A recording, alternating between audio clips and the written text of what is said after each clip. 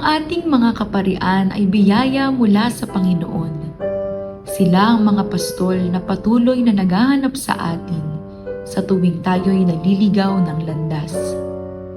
Dakilang alagad ng simbahan si Reverendo Padre Armando M. Lubis na isa rin sa mga unang pari mula sa mataas na kahoy.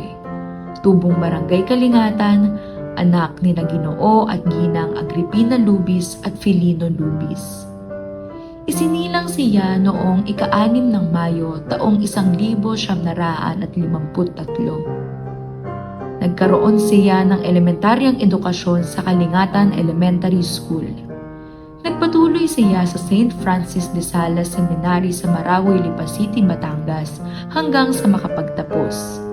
At sa awa ng Diyos, naordinahan siya bilang pari noong ika-21 ng Abril taong 1977. Kasalukuyang naglilingkod si Padre Armando bilang kura paroko sa San Isidro Labrador Parish sa Cuenca, Batangas. Mula nang maordinahan siya bilang pari hanggang sa kasalukuyan, naglilingkod na siya sa dambana ng Panginoon ng mahigit 46 na taon. Lingkod ng Panginoon, tatakbungang kahoy noon hanggang ngayon.